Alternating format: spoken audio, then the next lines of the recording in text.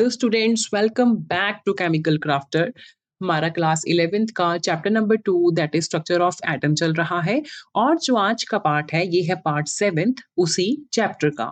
तो चलिए हम देखते हैं हमारा आज का टॉपिक जो है रुदरफोर्ड्स न्यूक्लियर मॉडल ऑफ एटम। इसी मॉडल के through Rutherford that is scientist Rutherford ने जो हमें मॉडल दिया था, इसी मॉडल के थ्रू हम सभी को एटॉमिक मॉडल का स्ट्रक्चर क्लियर हुआ था।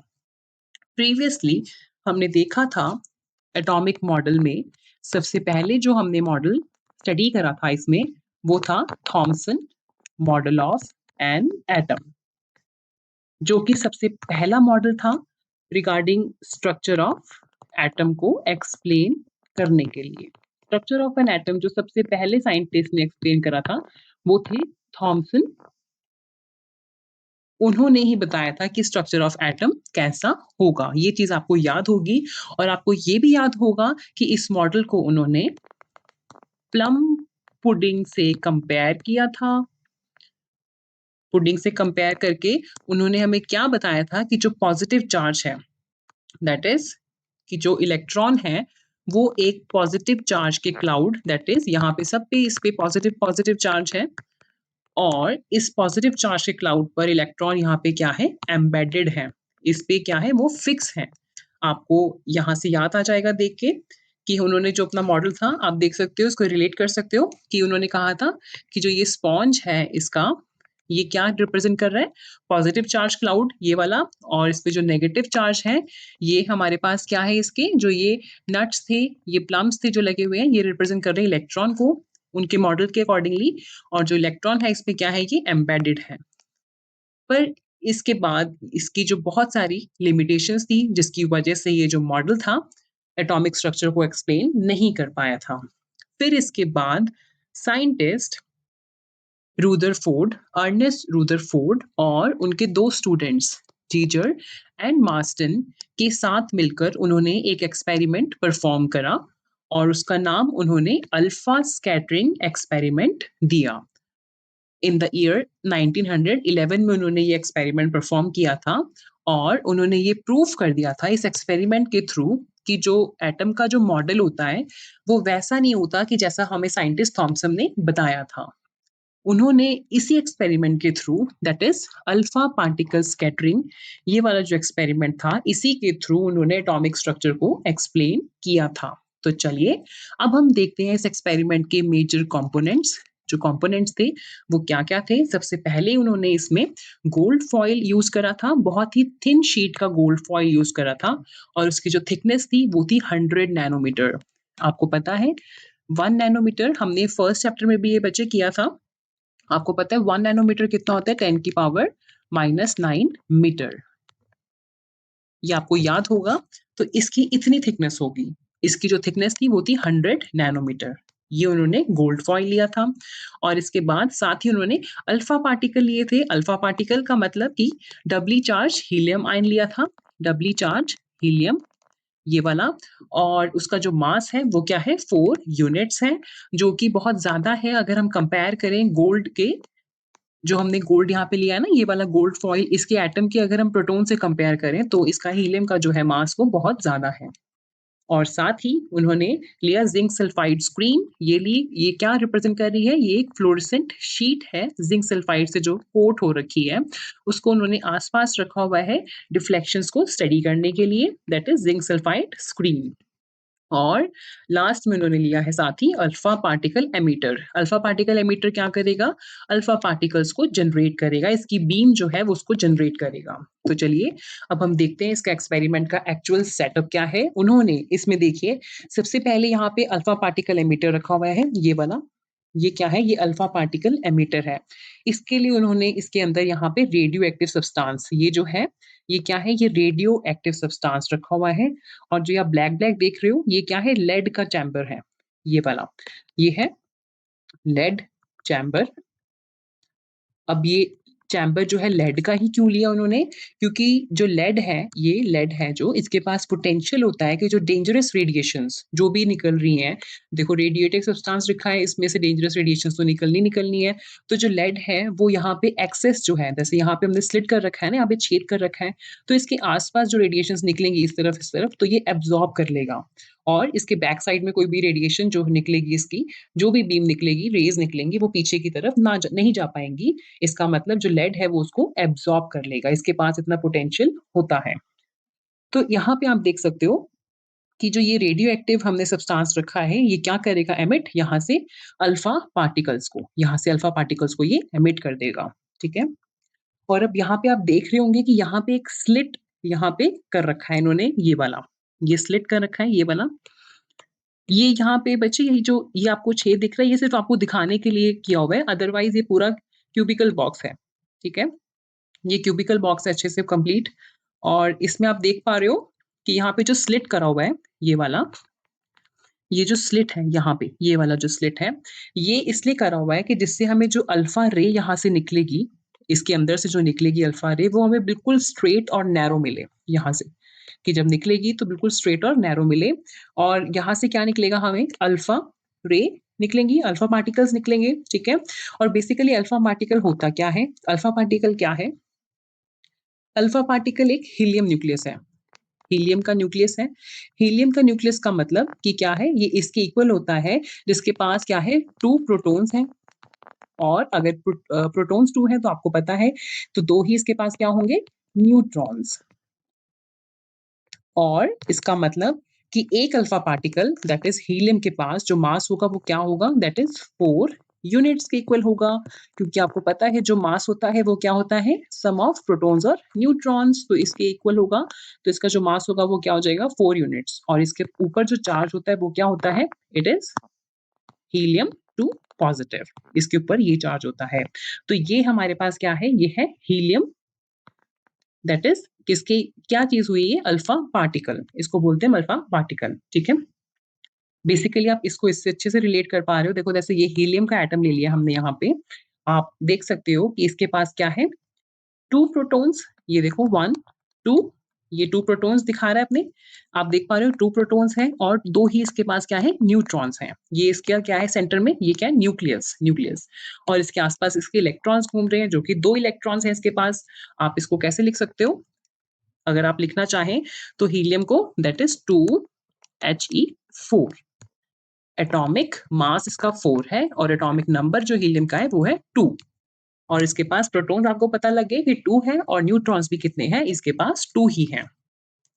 तो आपको हीलियम और अल्फा पार्टिकल के रिगार्डिंग क्लैरिटी हो गई होगी। फिर उन्होंने क्या करा इसके बाद इस रेडियो एक्टिव सोर्स के आगे उन्होंने यहाँ पे जब यहाँ से हमें बीम निकली दैट इज़ अल्फा पार्टिकल की यहाँ से बीम निकली, इसके आगे उन्होंने एक थिन गोल्ड फॉइल ये जो है, ये क्या है? ये गोल्ड फॉइल यहाँ पे उन्होंने आगे रखा हुआ है और जो गोल्ड फॉइल है इसके अंदर भी यहाँ पे क्या है? इसके बहुत सारे एटम्स हैं। आप इसको ऐसे रिलेट करो कि जैसे ये गोल्ड फॉइल रखा है इन्होंने, ये है। ये गोल्ड फॉइल है, बहुत थिन जिसकी हमने अभी देखा कि उसका कितना थिकनेस है 100 नैनोमीटर्स और इसमें कितने इसके बहुत सारे एटम्स हैं, बहुत सारे एटम्स ऐसे-ऐसे इसकी एटम्स हैं। और इसको उन्होंने किसके सामने रख दिया है वहाँ पे? अल्फा बीम के सामने। आप इसको अच्छे से रिलेट कर पाओगे ऐसे, तो यहाँ पे उन्होंने गोल्ड फॉइल ये लिया था। अब उन्होंने यहाँ पे गोल्ड फॉइल क्यों लिया? गोल्ड ही क्यों लिया? क्योंकि यहाँ पे एक ऐसा मेटल रखना था जो कि क्या होता? अनरिएक्टिव और उस टाइम में सबसे ज़्यादा जो अनरिएक्टिव मेटल था, वो कौन-सा था? गोल्ड। आप देख पा रहे हो कि गोल्ड के कितने ऑर्नामेंट्स हम पहनते हैं, तो वो रिएक्शन नहीं करते हैं, वो बिल्कुल सेफ हैं, इसीलिए हम सब पहनते हैं गोल्ड के ऑर्नामेंट्स। तो आप उससे रिलेट कर पाओगे कि जो गोल्ड है, वो क्या है? वो अनरिएक्टिव मेटल है। तो अगर यहाँ पे कोई मेटल हम ऐसे लेते जो खुद भी रिएक्शन कर देता, तो ये एक्सपेरिमेंट सक्सेसफुल ना हो पाता क्योंकि वो खुद ही कुछ ना कुछ रिएक्शन कर रहा है यहाँ पे मेटल। तो मेटल ऐसा लेना था कि जो खुद कोई रिएक्शन ना कर पाए। तो इसलिए हमने यहाँ पे क्या लिया? गोल्ड, जो कि अनरिएक्टिव मेटल है। ठीक है? फिर इसके बाद हमने यहाँ पे क्या देखा कि जो इस गोल्ड फॉइल के जो आस-पास, ये आप देख पा रहे हो ये, इसके जो आस-पास यहाँ पे उन्होंने एक ज़िंक सल्फाइड की स्क्रीन लगाई हुई है, यहाँ पे। ये आप देख पा रहे हैं स्क्रीन लगाई हुई है, जिसकी हेल्प से हम क्या कर सकते हैं कि जो अल्फा पार्टिकल्स को हम इज़िली डिटेक्ट कर सकते हैं। ये अल्फा पार्टिकल्स यहाँ पे कहाँ पर हैं, जो कि हमने पहले भी एक्सपेरिमेंट में देखा था कि जो स्क्रीन है ये फ्लोरेसेंट स्क्रीन है। ये वाली स्क्रीन कौन-सी है? फ्लोरेसेंट स्क्रीन है और जिस पर फ्लोरेसेंट स्क्रीन का मतलब क्या है कि इस पर हमें क्या दिखेगा? ग्लो। ग्लो दिखेगा, जैसे ही अल्फा पार्टिकल्स इस पे हिट करेंगे, तो हमें यहाँ पे क्या दिखेगा? ग्लो और आपको पता है इस फिनोमेना को क्या बोलते हैं हम लोग? फ्लोरेसेंस। हमने आपको याद आ गया होगा, हमने पहले भी प्रीवियसली जो हमने लेसन्स देखे हैं, उसमें हमने ये चीज़ को अच्छे से देखा है कि इसकी जब ज़िंक सल्फाइड पे हम इसको कोट कर देते हैं, तो ये यहाँ पे हमारे पास जब भी कोई भी बीम इस पे हिट करेगी, ये इलेक्ट्रिकल सिग्नल्स को जब हिट करता है, तो ये हमें ग्लो दिखाता है और ग्लो का मतलब क्या होता है कि कहाँ पे यहाँ पे पार्टिकल या बीम इसके ऊपर हिट करी है। अब जब ये अल्फा पार्टिकल्स जो कि पॉजिटिवली चार्ज हैं, ये अल्फा पार्टिकल्स जो यहाँ से आ रही हैं ना, ये पॉजिटिवली चार्ज है, ये रेडिएशन जब ये वाले लेड ब्लॉक से यहाँ से लेड के चैम्बर से जब निकलेगी, ये स्लिट को क्रॉस करते हुए यहाँ पे गोल्ड फॉइल पर यहाँ पे फॉल करती है, यहाँ पे। और फिर इसके बाद अल्फा पार्टिकल्स जो क्या है, ये स्कैटर हो जाते हैं। ये अल्फा पार्टिकल्स ये स्कैटर हो गए हैं सब तरफ। ये आप देख पा रहे हो अल्फा पार्टिकल्स जो हैं क्या है ये स्कैटर हो गए हैं इधर इधर इधर ये सब एक तरफ स्कैटर हो गए हैं और अलग अलग एंगल पर क्या कर रहे हैं डिफ्लेक्शन शो कर रहे हैं और ये अल्फा पार्टिकल जो है जिंक सल्फाइड स्क्रीन पर जब यहाँ पे हिट करेंगे तब उस पर हमें ग्लो यहाँ पे देखने को मिलेगा और जिसकी वजह से हम लोग अल्फा पार्टिकल्स को इजीली यहाँ पे क्या करेंगे डिटेक्ट कर सकते हैं और इसमें क्या उन्होंने देखा कि कुछ रेज़ जो थी यहाँ पे बिना डिफ्लेक्शन शो करते हुए, सीधा पाथ फ़ॉलो करते हुए यहाँ से निकल गई। इसका मतलब कि ज़्यादातर जो थी अल्फ़ा पार्टिकल की जो बीम थी वो डिफ्लेक्शन क्या करा उसने क्या करा, शो ही नहीं करा, सिर्फ़ स्ट्रेट पाथ पर ही फ़ॉलो यहाँ से करते हुए गोल्ड फॉइल के एटम्स को क्रॉस करते हुए यहाँ से निकल गई, ऐसे। तो उन्होंने इस चीज़ से क्या देखा कि एटम के अंदर जो है बहुत सारी स्पेस क्या है इसके अंदर खाली है, एम्प्टी है। अब उन्होंने एटम की सेंटर की तरफ रेज़ भेजी, जैसे आप इससे रिलेट कर सकते हो। यहाँ पे आप देखो कि ये हमारे पास एक एटम ले लिया हमने गोल्ड फॉइल का, जैसे गोल्ड फॉइल थी ना पीछे मैंने आपको ड्रॉ करके दिखाया था कि उसमें बहुत सारे एटम थे यहाँ पे। तो हमने उसमें से एक एटम को ये आपने पिक्चर से रिलेट कर सकते हो, एक एटम ले लिया। तो अब उन्होंने यहाँ पे क्या करा सेंटर की तरफ, यहाँ से सेंटर की तरफ को उन्होंने ये यहाँ पे आप देख पा रहे हो रे को फॉल करवाया। जब यहाँ से उन्होंने सेंटर की तरफ को रे को फॉल करवाया तब उन्होंने क्या देखा कि जो रे है वो डिफ्लेक्ट हो गई। ये आप देख पा रहे हो डिफ्लेक्ट हो गई। ये डिफ्लेक्शन ये आपको अच्छे से दिख रही है डिफ्लेक्शन। ये डिफ्लेक्शन हो गई यहाँ पे, ये यहाँ पे डिफ्लेक्शन शो हो गई। तब उनको लगा कि कुछ सेंटर में कुछ ऐसा एटम है जिसकी वजह से अल्फा रे क्या है ये डिफ्लेक्शन शो कर रही है। तो उन्होंने जब यहाँ पे इसको और अच्छे से देखने के लिए उन्होंने क्या करा कि उन्होंने जो बीम थी अल्फा रे की उसको बिल्कुल सेंटर से यहाँ पर उन्होंने इसके ऊपर फॉल करवाया। तब उन्होंने क्या देखा कि जो बीम थी वो बाउंस बैक हो गई। बाउंस बैक का मतलब उसने पूरा का पूरा अपना पाथ रिवर्ट कर लिया एज़ इट इज़। बाउंस हो गई तब उन्हें लगा कि सेंटर में कुछ ना कुछ यहाँ पे बहुत ही ज़्यादा पॉज़िटिव चार्ज है। यहाँ पे बहुत ही ज़्यादा पॉज़िटिव चार्ज से फ़िल्ड है, क्योंकि पॉज़िटिव ही रिपेल करते हैं आपस में। यहाँ पे अगर इसने अपना पाथ बाउंस बैक किया है, पीछे चली गई दोबारा से, आ रही थी और पीछे चली गई, तो इसने जैसे बाउंस बैक करा तो ऑब्वियसली जो सेंटर है इसका ये क्या है?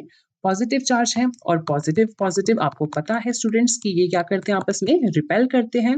लाइक चार्जेस जो हैं वो रिपेल करेंगे और ऑपोजिट चार्जेस आपस में अट्रैक्ट करेंगे। तो ये क्या हुआ यहाँ पे रिपेल हो गई। तो यहाँ पे क्या देखा कि सेंटर पार्ट जो क्या है अगर नेगेटिवली चार्ज होता, ये वाला पार्ट जो है अगर नेगेटिवली चार्ज होता, तो ये रे क्या करती? इसकी तरफ को जाती मतलब अट्रैक्ट होती इसकी तरफ। पर इसने क्या देखा हमने कि इसने तो अपना पाथ ही बिल्कुल क्या कर दिया रिवर्ट कर दिया।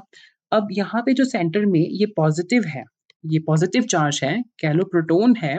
उन्होंने ये देखा कि ये पॉज़िटिव चार्ज से बना हुआ है जहाँ पर सारा का सारा एटम का मास यहाँ पे कंसंट्रेट होता है।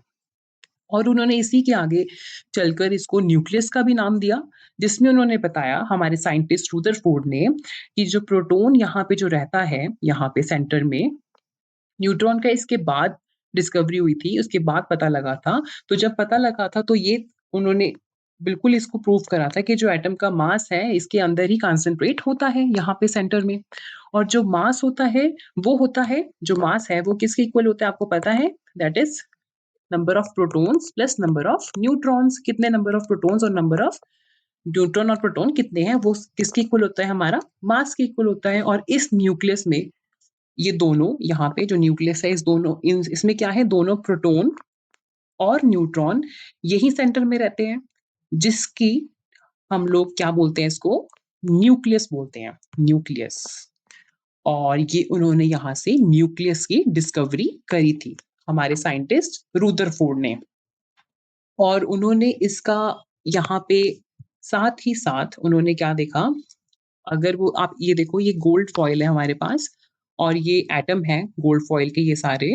तो उन्होंने साथ ही साथ क्या देखा कि जो डिफ्लेक्शंस हुई थी यहाँ पे, जैसे ये सेंटर में क्या है? न्यूक्लियस है, ये वाला आप देख पा रहे हो, ये न्यूक्लियस है सेंटर में सारे। तो अगर यहाँ पे सेंटर में उन्होंने भेजा था आस-पास, तो यहाँ से हमें डिफ्लेक्शन ऐसे दिखी थी। और अगर इसके यहाँ से आस-पास सेंटर के भेजो तो इसकी डिफ्लेक्शन ऐसे होगी। फिर उन्होंने यहाँ पे क्या देखा कि इसका पहला ये वाला और लास्ट वाला डिफ्लेक्शन उन्होंने यहाँ पे नोट कर लिया।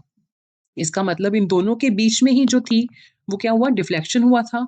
और जो ये हमारे पास ये डिस्टेंस है, ये वाला, इतना जो ये डिस्टेंस है, ये वाला, ये जो डिस्टेंस जो आया है, ये ही न्यूक्लियस के साइज़ है। इसका मतलब कि ये जो साइज़ का मतलब क्या है? ये है डायामीटर, न्यूक्लियस का डायामीटर।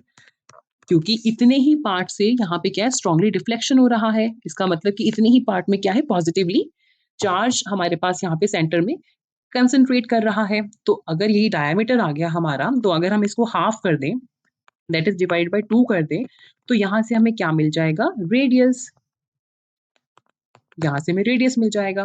तो न्यूक्लियस जो है, ये एटम के क्या है? सेंटर का सबसे डेंस पार्ट होता है। सबसे ज़्यादा डेंस पार्ट होता है सेंटर का, रिजिड पार्ट होता है, जो कि एटम के सेंटर में प्रेज़ेंट होता है और जिसके पास यहाँ पे क्या है?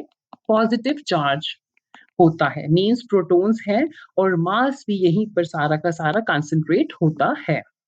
तो अल्फा पार्टिकल्स क्या है? बहुत ही छोटे एंगल पर भी डिफ्लेक्ट हुए। यहाँ पे एंगल जो उनका था वेरी करता रहा। कुछ छोटे एंगल पे डिफ्लेक्ट हुए, कुछ ज़्यादा एंगल पे डिफ्लेक्ट हुए।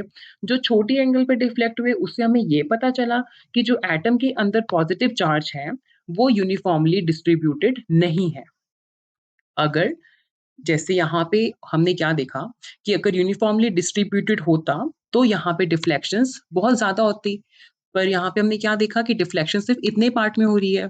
तो इससे हमें क्या देखने को मिला कि इसमें पॉज़िटिव चार्ज यूनिफ़ॉर्मली डिस्ट्रीब्यूटेड नहीं है, नहीं होता, बल्कि एक बहुत ही छोटे रीजन में, यहाँ पे छोटे रीजन में ये पॉज़िटिव चार्ज कंसंट्रेटेड रहता है। जो कि ये जो पॉइंट था, ये साइंटिस्ट थॉमसन ने कहा था ना कि पॉज़िटिव चार्ज सब तरफ होता है, तो ये बिल्कुल यहाँ से प्रूफ हो गया कि जो पॉज़िटिव चार्ज है, वो बहुत ही छोटे पार्ट पे यहाँ पे कंसंट्रेटेड रहता है। और बहुत ही कम अल्फा पार्टिकल्स, दैट इज़ 1 इन 20,000 आप ये कह लो, इतने कम में सिर्फ़ एक ही बहुत कम alpha particle 180 degree, that is यहाँ पे जिन्होंने अपना पाथ जो था, वो क्या था? रिवर्ट किया था, बाउंस बैक जो हुआ था वो। इसको आप यहाँ से अच्छे से देख पाओगे अब।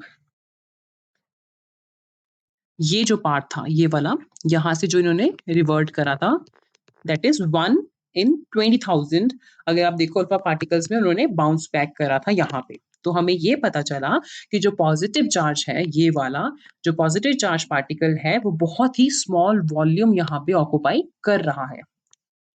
आप यहाँ से अच्छे से इसको रिलेट कर पाओगे। अब हम देखते हैं इसके पॉइंट्स, जो क्या-क्या पॉइंट्स थे।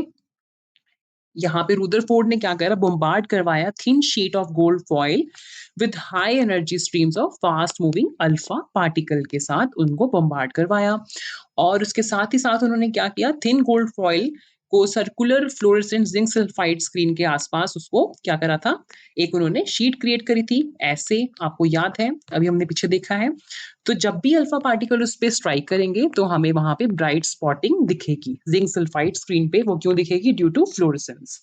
अब उन्होंने क्या बोला कि जो, अगर हम थॉमसन की बात करें, तो उन्होंने क्या कहा था कि जो सारे के सारे अल्फा पार्टिकल्स हैं, वो सारी जो फॉइल है, उसको क्या करेंगे? डिफ्लेक्शन शो करेंगे।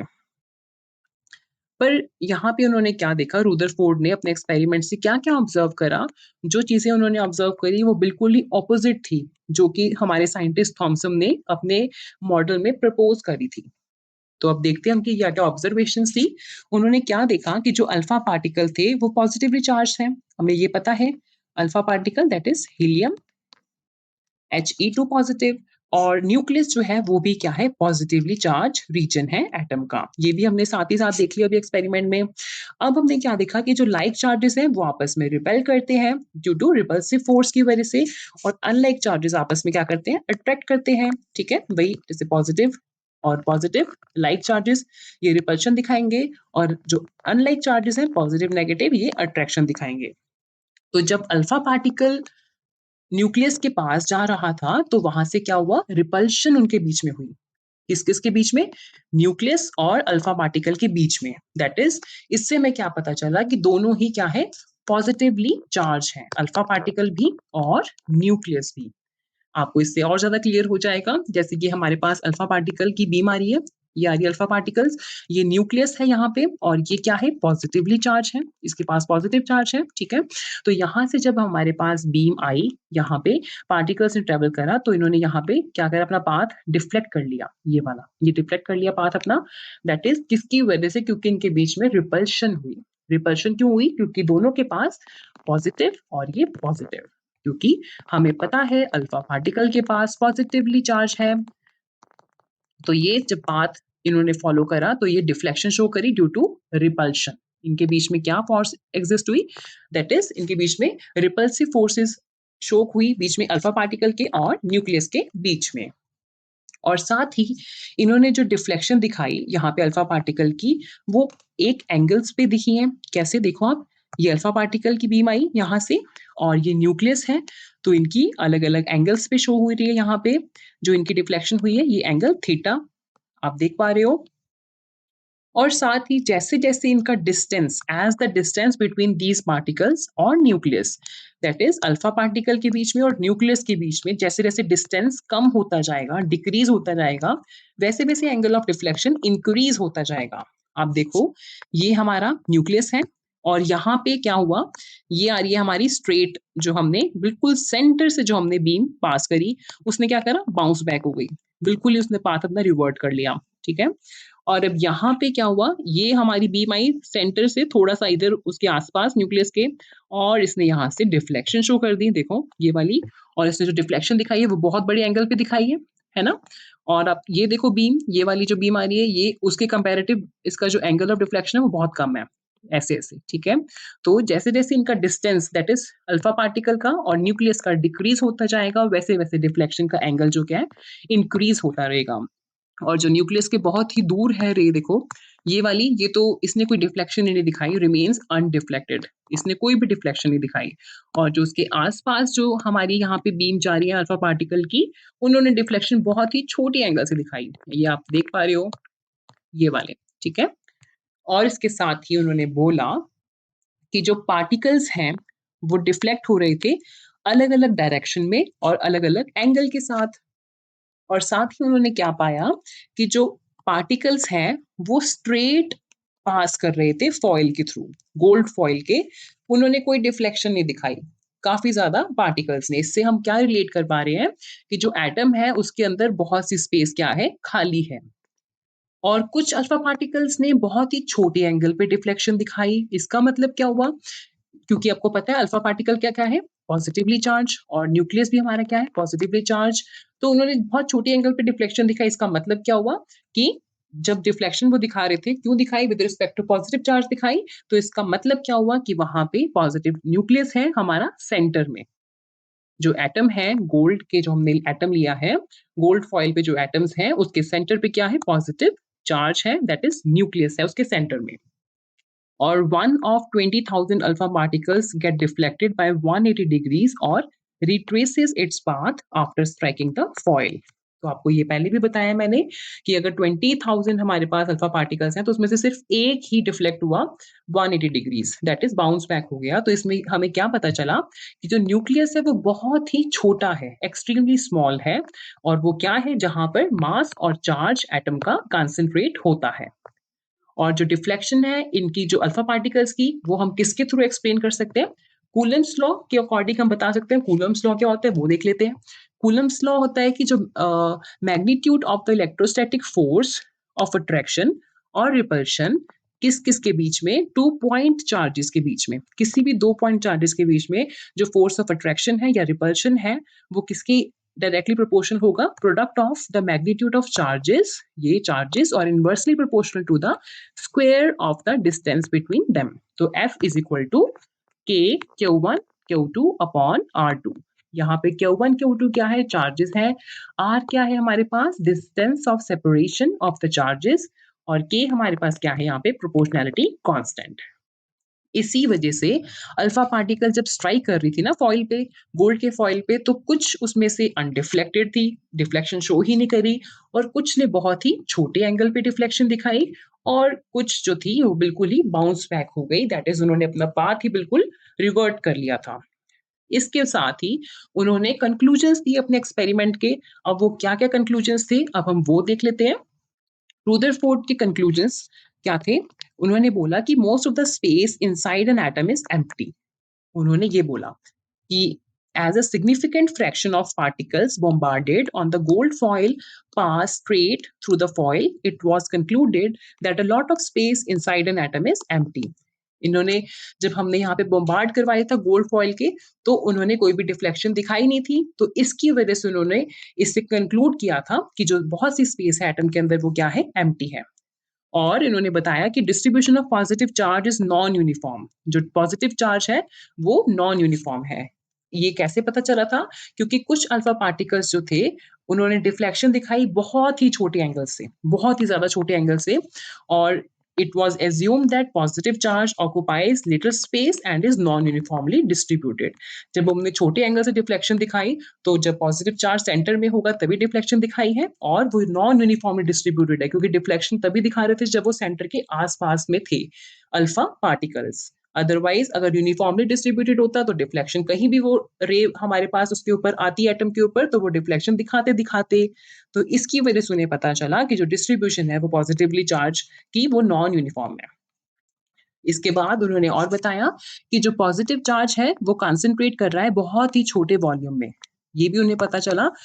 कैसे पता चला? क्योंकि बहुत ही कम जो थी अल्फा पार्टिकल्स उन्होंने डिफ्लेक्शन दिखाया था, और जो डिफ्लेक्शन था वो किसकी वजह से था? रिपल्सिव फोर्स की वजह से था, क्योंकि positive charge that is alpha particle के पास ही पॉजिटिव चार्ज था और न्यूक्लियस के पास ही पॉजिटिव चार्ज था, तो इनके बीच में क्या आ गई? रिपल्शन फोर्स आई। तो रिपल्शन की वजह से यहाँ पे क्या हुआ? उन्होंने डिफ्लेक्शन दिखाई थी। अगर हम थॉमसन की देखें, साइंटिस्ट थॉमसन, तो उन्होंने तो कहा था ना कि सारे इस पे एटम पे पॉजिटिव चार्ज होगा, ये सारा पॉजिटिव चार्ज, पर ऐसा नहीं हुआ। पॉजिटिव चार्ज सिर्फ सेंटर में पाया गया। तो पॉजिटिव चार्ज जो है वो सेंटर में पाया गया और बहुत ही छोटा वॉल्यूम उसने ऑक्यूपाई करा। उसी की वजह से अल्फा पार्टिकल्स ने डिफ्लेक्शन दिखाई with respect to the centre of the atom. अब ये सब डिस्कवरी की वजह से हमें क्या पता चला? साइंटिस्ट रुदरफोर्ड ने हमें क्या बताया कि न्यूक्लियस है हमारे सेंटर ऑफ एन एटम के बीच में। तो उन्होंने न्यूक्लियस की डिस्कवरी करी इन सब ऑब्जर्वेशंस के साथ-साथ में।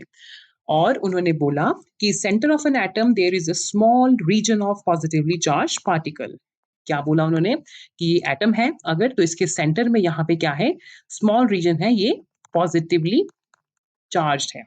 और इसको उन्होंने क्या नाम दिया? इसका नाम दिया उन्होंने न्यूक्लियस।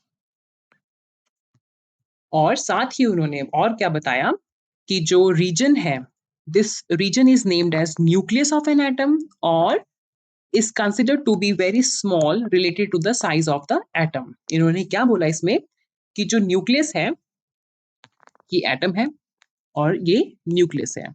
दैट इज न्यूक्लियस का जो साइज है वो एटम के कंपैरेटिव, ये वाला जो एटम है वो बहुत छोटा है। ये है पॉजिटिव चार्ज। ये हमें पता चल गया है कि ये छोटा वॉल्यूम ऑक्यूपाई कर रहा है as compare to atom. Calculations by Rutherford showed that volume occupied by the nucleus is negligibly small as compared to the total volume of the atom. और उन्होंने कैलकुलेशंस के थ्रू भी ये शो करा कि जो न्यूक्लियस है वो बहुत ही छोटा वॉल्यूम ऑक्यूपाई कर रहा है as compare to the atom. और रेडियस ऑफ द एटम कितना निकला? Radius of the atom is 10 की पावर -10 मीटर। और न्यूक्लियस ऑफ रेडियस का जो न्यूक्लियस है, रेडियस ऑफ द न्यूक्लियस कितना निकला? 10 की पावर -15 मीटर्स। तो ये उन्होंने बताया कि रेडियस कितना मिलेगा एटम का? 10⁻⁻10 मीटर्स, और इसका न्यूक्लियस का कितना है? 10⁻15। एग्जाम्पल के तौर पे आप इसको रिलेट कर सकते हो कि जैसे क्रिकेट बॉल है, क्रिकेट बॉल इतनी सी होती है, हमने सबने देखा है क्रिकेट बॉल। अगर उसको हम न्यूक्लियस इमेजिन कर लें, तो जो उसके आसपास का जो रेडियस होगा 5 किलोमीटर के अराउंड, वो हमें क्या रिप्रेजेंट कर रहा होगा? एटम। जैसे उन्होंने क्या बोला कि ये हमारे पास बॉल है, क्रिकेट बॉल, ये हमने क्रिकेट बॉल ले ली, और इसके 5 सेंटीमीटर के रेडियस के अराउंड आप देख लो, ये हमारे पास क्या हो गया? ये है एटम, और ये है न्यूक्लियस। इसको आप अच्छे से रिलेट कर पा रहे हो। एटम का जो रेडियस है वो है 10 की पावर -10 मीटर्स, और न्यूक्लियस का कितना है? 10 की पावर -15 मीटर्स। ठीक है? अब इसके साथ ही उन्होंने क्या दिखाया कि जो न्यूक्लियस है यहाँ पे, वो कहाँ है? सेंटर में प्रेजेंट होता है एटम के, और सेंटर में जो प्रेजेंट होता है उसके पास क्या क्या होता है? न्यूट्रॉन होता है और प्रोटॉन होता है यहाँ पे सेंटर में, और उसके आसपास जो है वो क्या है? इलेक्ट्रॉन घूम रहे हैं। इलेक्ट्रॉन यहाँ पे ऐसे घूम रहे हैं, ये जो आप पाथ देख रहे हो, ये इलेक्ट्रॉन इसके आसपास रिवॉल्व कर रहे हैं, और जिस पाथ पे ये रिवॉल्व करते हैं उसको हम क्या बोलते हैं? इलेक्ट्रॉन का ऑर्बिट। ये उनका फिक्स पाथ है, दैट इज ऑर्बिट में रिवॉल्व कर रहे हैं। और ये हमारा न्यूक्लियस है, न्यूक्लियस के अंदर न्यूट्रॉन और प्रोटॉन, और ये इलेक्ट्रॉन हमारे रिवॉल्व कर रहे हैं इन्हीं के अराउंड, दैट इज ऑर्बिट में। फिर इसके बाद उनका जो मॉडल आया, अब हम वो देख लेते हैं। रुदरफोर्ड ने प्रपोज करा अपना एटॉमिक मॉडल, जिन्होंने क्या इंडिकेट करा कि एटॉमिक स्ट्रक्चर कैसा होता है किसी भी एलिमेंट का। तो इनके हम पॉइंट्स देख लेते हैं। इन्होंने क्या बोला? Positive charge and most of the mass of the atom was densely concentrated in extremely small region. बहुत ही छोटे रीजन पे कंसंट्रेट होता है कि क्या क्या? चार्ज और किस मास ऑफ एटम का। और ये जो पोर्शन होता है जो बहुत ही छोटे रीजन पे होता है, इसको हम क्या बोलते हैं? न्यूक्लियस, जिसकी डिस्कवरी किसने करी? साइंटिस्ट रुदरफोर्ड ने। और negatively charge particle surround the atom and revolve at a very high speed in a fix circular path called orbits. और जो negatively charge particle, that is electron जो है, वो रिवॉल्व कर रहे हैं बहुत ही हाई स्पीड से एक फिक्स सर्कुलर पाथ करा हुआ है, उसको हम क्या बोलते हैं? ऑर्बिट। आप यहाँ से रिलेट कर पाओगे, ये जो पाथ है ये इनका फिक्स पाथ है इलेक्ट्रॉन का, इसको हम क्या बोलते हैं? ऑर्बिट, ये वाला। आप इसको और भी अच्छे से रिलेट कर सकते हो, जैसे सोलर सिस्टम होता है हमारा। सोलर सिस्टम, सोलर सिस्टम में जैसे न्यूक्लियस जो है, न्यूक्लियस जो रोल प्ले किसका कर रहा है? सन का। जैसे हमारे सूर्य देव हैं, सन है यहाँ पे, और सन के आसपास हमारे क्या घूमते हैं? आपको पता है, दैट इज प्लैनेट्स घूमते हैं। और इलेक्ट्रॉन्स जो है यहाँ पे प्लैनेट्स का रोल प्ले कर रहे हैं। ये इलेक्ट्रॉन्स घूम रहे हैं यहाँ पे, ये क्या है? प्लैनेट्स घूम रहे हैं यहाँ पे आसपास। वैसे ही एक वेल डिफाइंड ऑर्बिट में इलेक्ट्रॉन जो है न्यूक्लियस के अराउंड घूम रहे हैं यहाँ पे, ऐसे। और जो ये सर्कुलर मोशन यहाँ पे ये दिखा रहे हैं, और इसी के पाथ को बोलते हैं ऑर्बिट, ये वाला। आपको ये टर्म क्लियर होगी ऑर्बिट अब यहाँ से। तो चलिए अब आगे चलते हैं। और electrons and nucleus are held together by electrostatic force of attraction. तो इलेक्ट्रॉन और न्यूक्लियस जो है वो किस फोर्स के थ्रू आपस में टिके हुए हैं? That is electrostatic force of attraction के थ्रू, क्योंकि न्यूक्लियस के पास पॉजिटिव चार्ज है और इलेक्ट्रॉन के पास नेगेटिव चार्ज है। अब इसके बाद इनकी भी कुछ ड्रॉबैक्स थी, तो अब हम ड्रॉबैक्स देख लेते हैं। ड्रॉबैक्स क्या-क्या है साइंटिस्ट रुदरफोर्ड के मॉडल की?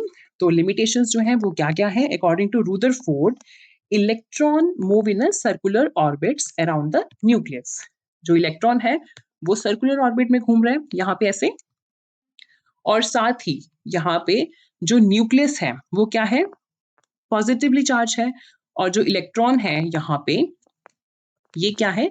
नेगेटिव चार्ज है। यहाँ पे इलेक्ट्रॉन जो है नेगेटिवली चार्ज है, जो आपस में इनको होल्ड रखता है, जिसके ऊपर यहाँ पे क्या है? ये नेगेटिव चार्ज है। और ये फिक्स पाथ पर क्या कर रहे हैं? रिवॉल्व कर रहे हैं यहाँ पे, और जिसको हम ऑर्बिट बोलते हैं। अब क्या है? एटम के अंदर काइनेटिक एनर्जी है यहाँ पे, एटम के अंदर यहाँ पे काइनेटिक एनर्जी है। तो थॉमसन, साइंटिस्ट जो थॉमसन थे, वो इस बात को एक्सप्लेन नहीं कर पाए।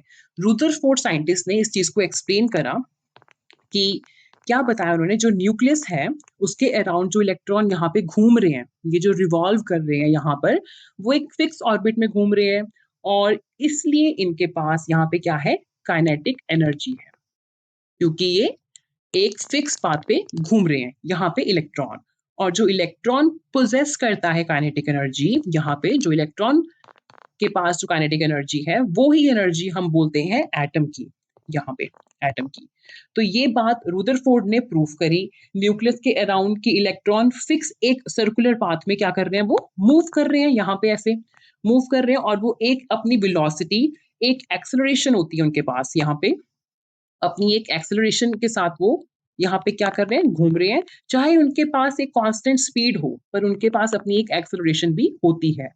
एक्सेलरेशन क्यों होती है? क्योंकि उनकी जो क्या है, बिकॉज ऑफ चेंजिंग डायरेक्शन, क्योंकि उनकी डायरेक्शन तो चेंज हो ही रही है, इवन दो वहां पे वो एक फिक्स पाथ पे घूम रहे हैं, वो घूम तो रहे हैं ना फिर भी, इसलिए।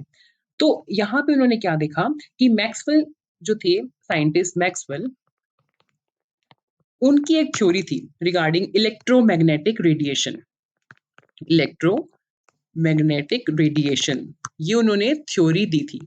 इस थ्योरी के अकॉर्डिंग उन्होंने क्या बोला था कि अगर कोई चार्ज पार्टिकल, ये हमारे पास चार्ज पार्टिकल है, ठीक है, अगर कोई चार्ज पार्टिकल के अराउंड कोई दूसरा चार्ज पार्टिकल, ये हमारा दूसरा चार्ज पार्टिकल होगा इलेक्ट्रॉन, ये दूसरा चार्ज पार्टिकल अगर कोई भी इसके रिवॉल्व कर रहा है, इसके आसपास अगर घूम रहा है, तो ये जो पार्टिकल है जो उसके आसपास यहाँ पे घूम रहा है, दैट इज ये वाला पार्टिकल जो घूम रहा है, ये कंटिन्यूसली अपने अंदर से कुछ एनर्जी को क्या करेगा, रेडिएट करेगा, एनर्जी को रेडिएट करता जाएगा कंटिन्यूसली। और उसका जो पाथ होगा यहाँ पे, उसका जो पाथ दैट इज वो क्या हो जाएगा, स्पाइरल पाथ की तरह, ये वाला ऐसे ऐसे, ये वाला पाथ स्पाइरल पाथ की तरह हो जाएगा। मींस पाथ क्या हो जाएगा, उसका छोटा होता रहेगा, ऐसे वो घूमेगा, ऐसे ऐसे, और वो छोटा होता जाएगा। और वो इस पर आकर यहाँ पे फिर छोटा-छोटा होता होके यहाँ पे सेंटर में क्या हो जाएगा, कोलैप्स हो जाएगा। और मतलब कोलैप्स का मतलब खत्म हो जाएगा अंदर आके यहाँ पे, और जो इसके ऊपर मतलब जो घूम रहा है चार्ज पार्टिकल, वो इसके अंदर आके यहाँ पे क्या हो जाएगा, कोलैप्स हो जाएगा, इसके अंदर गिर जाएगा। तो अकॉर्डिंग टू रुदरफोर्ड, हमारे जो साइंटिस्ट थे, एटम में उन्होंने ऐसा कुछ ऑब्जर्वेशन तो हुई नहीं। एटम में तो कुछ कोलैप्स उनको देखने को मिला ही नहीं। इलेक्ट्रॉन कंटिन्यूअसली अपने यहाँ पे ऑर्बिट में घूम रहे हैं, यहाँ तो आराम से घूमे जा रहे हैं वो तो। ऐसा कुछ कोलैप्स देखने को मिला ही नहीं, पर रुदरफोर्ड फिर इस चीज़ को जस्टिफाई नहीं कर पाए। मैक्सवेल ने उस टाइम अपनी थ्योरी को उन्होंने प्रूफ किया था, पर लेकिन रुदरफोर्ड के अकॉर्डिंग इलेक्ट्रॉन्स क्यों इसके अंदर कोलैप्स नहीं कर पाए न्यूक्लियस के, और क्यों इलेक्ट्रॉन स्पाइरल पाथ फॉलो क्यों नहीं करा उसने, अकॉर्डिंग टू साइंटिस्ट जो है रुदरफोर्ड ने इन सब चीजों को आंसर वो नहीं कर पाए, उन्होंने जस्टिफाई नहीं कर पाए। उन्होंने बोला कि जो इलेक्ट्रॉन्स हैं वो एक पाथ, ये वाला जो पाथ है, इस पर घूम रहा है, और साथ ही साथ उन्होंने ये भी बोला कि इन सब की जो एनर्जी है, इन सब की जो एनर्जी भी है, वो क्या रहेगी, सेम रहेगी। एनर्जी सबकी सेम रहेगी, पर जब एटम के अंदर देखा कि अलग-अलग इलेक्ट्रॉन्स, अब इलेक्ट्रॉन एक थोड़ा ना है, बहुत सारे घूम रहे हैं इलेक्ट्रॉन, तो जब अलग-अलग इलेक्ट्रॉन्स की टोटल एनर्जी, काइनेटिक एनर्जी जो देखी, वो सेम नहीं थी, वो डिफरेंट थी। जब वो डिफरेंट पाई गई एनर्जी, इसका मतलब कि न्यूक्लियस के आसपास इलेक्ट्रॉन जो हैं, वो एक फिक्स पाथ पर नहीं घूम रहे हैं, बल्कि अलग-अलग रास्ते, मीन्स अलग-अलग, ये न्यूक्लियस है, अलग-अलग शेल्स में घूम रहे हैं, यहाँ पे ऐसे अलग-अलग शेल्स में घूम रहे हैं। तो ये चीज़ साइंटिस्ट रुदरफोर्ड एक्सप्लेन नहीं कर पाए, ये सब चीज़ें। क्योंकि उन्होंने डिस्ट्रीब्यूशन ऑफ इलेक्ट्रॉन के बारे में नहीं बताया उन्होंने, उन्होंने वो भी नहीं बताया कि जो एनर्जीज़ थी इलेक्ट्रॉन्स की वो डिफरेंट-डिफरेंट क्यों थी। तो ये सब चीज़ें वो इस चीज़ों को एक्सप्लेन नहीं कर पाए। तो Rutherford could not explain stability of atoms, उन्होंने ये भी नहीं एक्सप्लेन करी, जो कि मैक्सवेल थ्योरी को कॉन्ट्राडिक्ट कर रही थी। ये सब बातें उन्होंने एक्सप्लेन नहीं करी। और अकॉर्डिंग टू कैलकुलेशंस के अकॉर्डिंगली जो इलेक्ट्रॉन है वो कोलैप्स कर जाना चाहिए था विद इन 10⁻⁻8 सेकंड्स, पर ऐसा कुछ नहीं हुआ। Rutherford did not mention anything about the arrangement, distribution of the electrons around the nucleus. उन्होंने उनकी अरेंजमेंट कैसी है, डिस्ट्रीब्यूशन कैसी है इलेक्ट्रॉन की, ये सब चीजें, एनर्जी कैसी है, ये सब चीजें उन्होंने नहीं बताई। तो ये सब थी drawbacks of Rutherford atomic model की। ये हमारा हुआ आज ये topic finish students. Next time हम मिलेंगे विद आवर न्यू मॉडल। तब तक के लिए आप इस टॉपिक को रिवाइज कीजिए। अगर आपको इस टॉपिक में कोई भी क्वेरी है तो आप मुझे कमेंट सेक्शन पे लिख के बता सकते हैं। तब तक के लिए स्टूडेंट्स आप अपना ध्यान रखिए। हम मिलते हैं next time with our new model. Okay, students, bye bye. Take care.